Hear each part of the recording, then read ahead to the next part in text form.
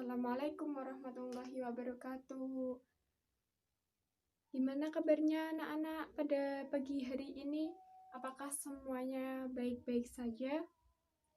Alhamdulillah, semuanya baik-baik saja. Hari ini nihil apa ada yang tidak masuk? Ada yang tidak masuk? Siapa? Oh, Siska. Ya. Sakit atau izin? Oh, sakit. Ya, kita doakan semoga teman kita yang tidak masuk cepat sembuh dan bisa mengikuti pelajaran seperti biasa. Baik, mari kita lanjutkan pembelajaran pada minggu kemarin. Sekarang kita membahas tentang siapa yang tahu? Ya, betul. Interaksi antar negara-negara ASEAN.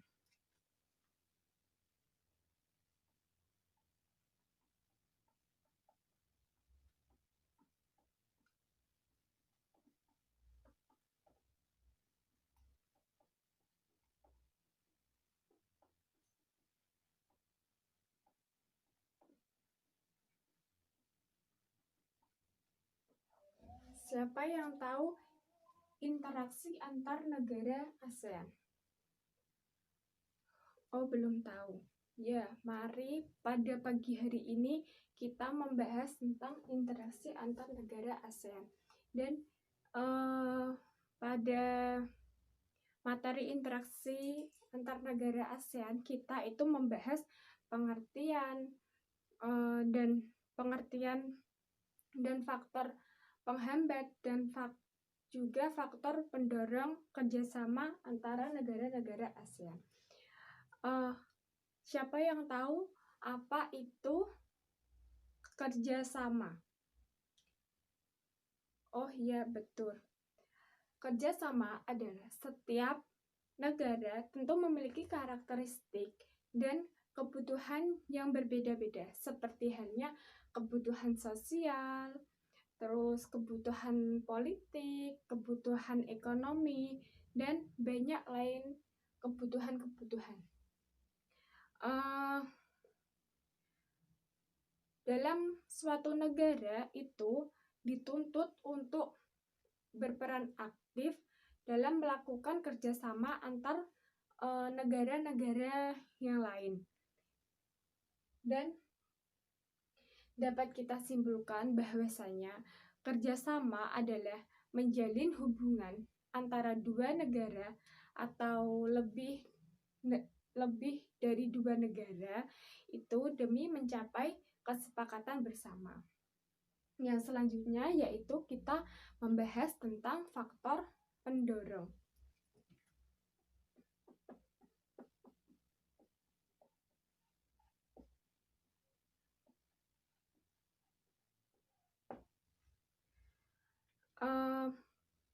Di faktor pendorong ini dibagi menjadi beberapa subbagian.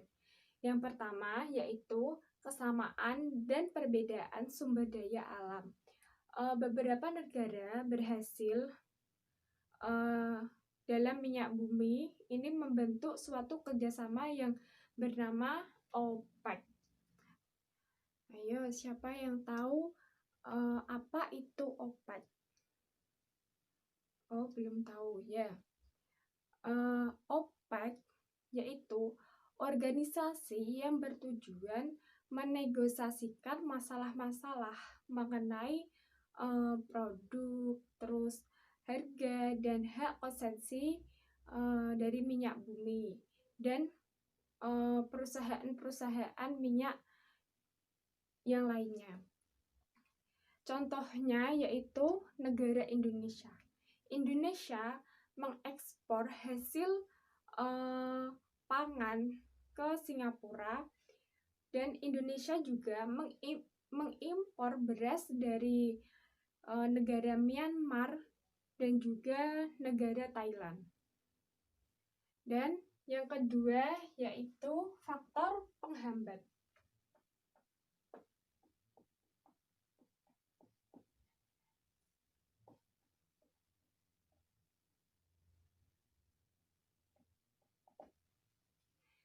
Di sini, faktor penghambat dibagi menjadi 4 bagian. Dan yang pertama yaitu perbedaan ideologi. Ada beberapa negara yang tidak membuka dirinya itu terhadap negara-negara lain. Oleh sebab itu, negara tersebut tidak bisa bekerja sama dengan negara-negara yang lain. Yang kedua yaitu konflik dan peperangan. Dalam konflik yang terjadi dalam dua negara atau lebih dari dua negara itu memunculkan perselisihan, pertikaian, dan perpecahan di antara dua pihak negara. Dan hal itu mengganggu kestabilitasan negara, sehingga dalam kerjasama itu bisa menghambat dari negara-negara tersebut. Yang ketiga yaitu kebijakan protektif. Kebijakan protektif adalah kebijakan untuk melindungi industri dalam negeri kita sendiri. Yang ketiga yaitu kebijakan protektif. Kebijakan protektif adalah kebijakan untuk melindungi industri dalam negeri kita sendiri. Misalnya yaitu tidak menerima impor hasil pertanian karena dapat mempengaruhi kondisi perdapatan hasil pertanian dalam negeri. Oleh sebab itu, negara kita tidak bisa mengimpor industri dari negara lain, dan kita itu memproduksi barang itu dari negara kita sendiri. Yang keempat yaitu perbedaan kepentingan tiap negara. Kita ketahui tidak semua negara memiliki kepentingan dan kebutuhan yang sama, dan ada beberapa negara yang tidak membuka negaranya itu untuk bekerja sama oleh negara sebelah atau negara yang lain terhadap negara tersebut. Dan yang selanjutnya yaitu bentuk kerjasama dalam bidang sosiologi, politik, budaya, pendidikan, dan perkembangan.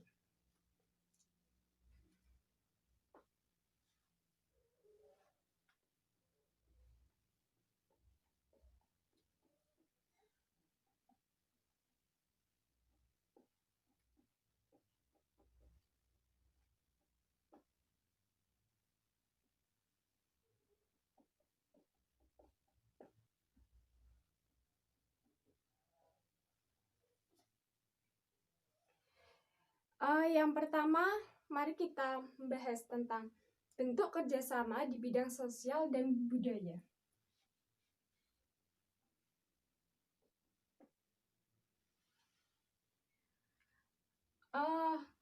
Sosial dan budaya. Dalam bentuk kerjasama di bidang sosial dan budaya itu mempunyai kekurangan dan kemajuan bersama dapat tercipta dari kerjasama antara negara ASEAN. Kerjasama dalam bidang sosial dan budaya ini dilaksanakan oleh Committee of Social Development. Yang selanjutnya yaitu di bidang kerjasama dan di bidang politik keamanan. Kerjasama politik ini ditujukan untuk menciptakan keamanan, stabilitas, dan perdamaian antara negara-negara di kawasan ASEAN. Dan kerjasama ini disepakati adanya ZOPFAN dan persahabatan dan kerjasama di kawasan bebas senjata nuklir, serta kerjasama dalam bidang politik ini menciptakan ASEAN Regional Forum untuk membahas sebuah kasus-kasus terkini dan yang menjadi perhatian di kawasan ASEAN. Salah satu contoh kerjasama politik dan keamanan ini adalah pertemuan para menteri-menteri pertahanan. Dan siapa tahu tujuan dari pertemuan menteri-menteri pertahanan tersebut. Belum tahu ya. Tujuannya itu yaitu untuk mempromosikan perdamaian dan stabilitas kawasan melalui dialog serta kerjasama di bidang pertahanan dan keamanan. Dan yang selanjutnya yaitu yang ketiga, bidang pendidikan.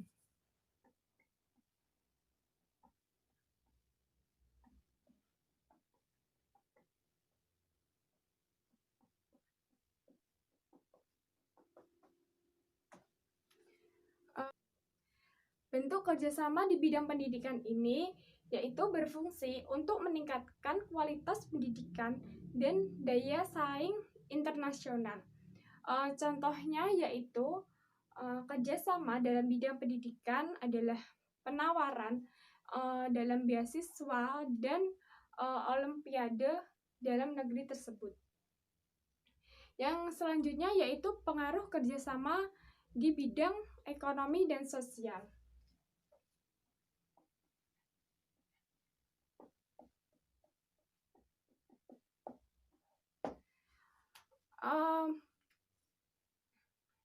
Pengaruh kerjasama di bidang ekonomi dan sosial, politik, budaya, dan pendidikan terhadap kehidupan di ASEAN ini mempunyai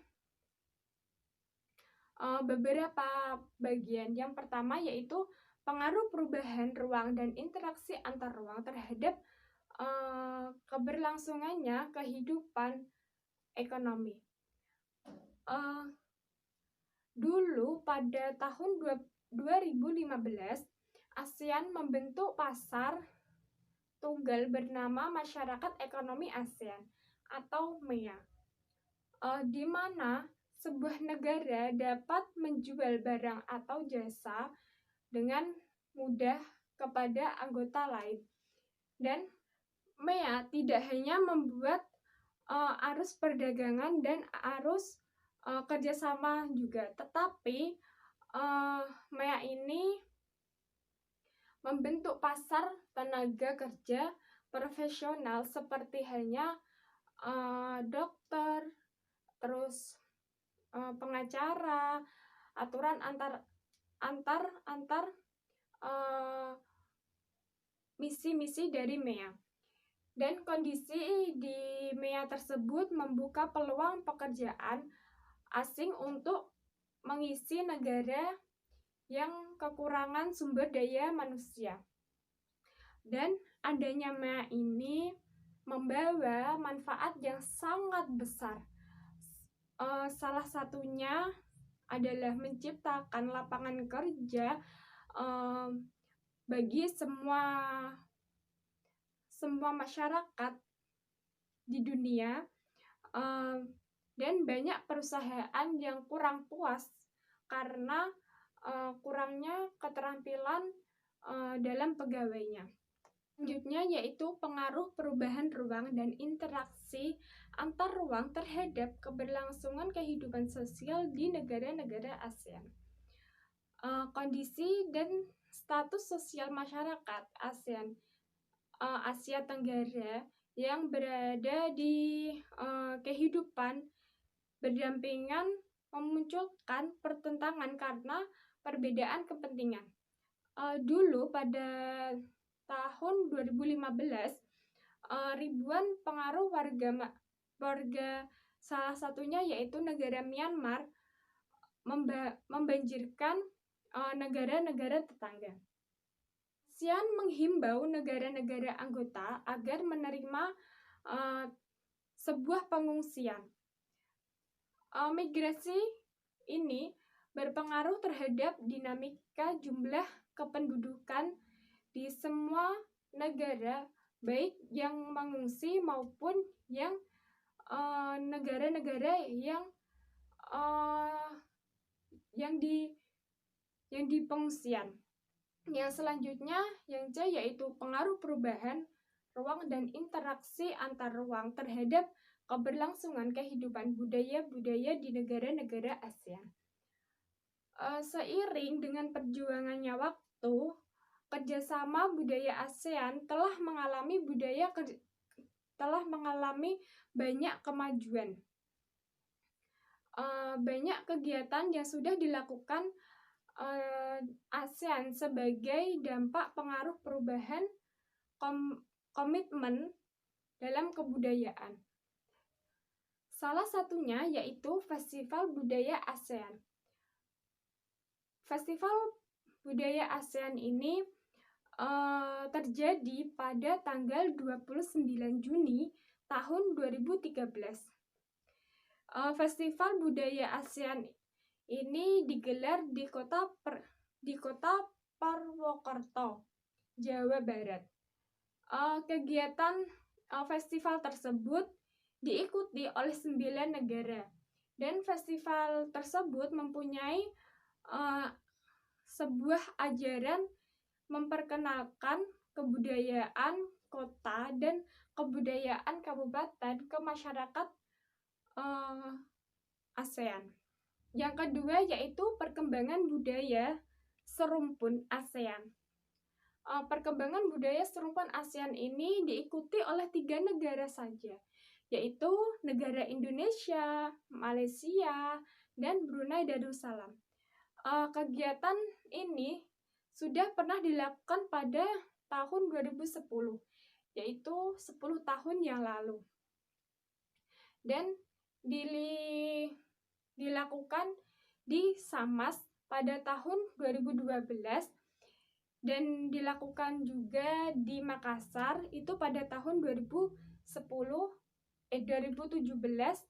di Siak. Tujuannya yaitu untuk meningkatkan kawasan tentang budaya bangsa serumpun, dan kegiatan tersebut dapat memperkenalkan tali silaturahim dan juga memperkenalkan budaya-budaya daerah sebagai tujuan pariwisata. Baik, begitulah penjelasan dari interaksi antar negara-negara ASEAN. Siapa yang belum paham bisa ditanyakan, mumpung waktunya itu masih sudah paham semua. Baik, Ibu cukupkan materi pada pagi hari ini di sini, dan kita semoga bisa bertemu kembali di minggu yang akan datang. Wassalamualaikum warahmatullahi wabarakatuh.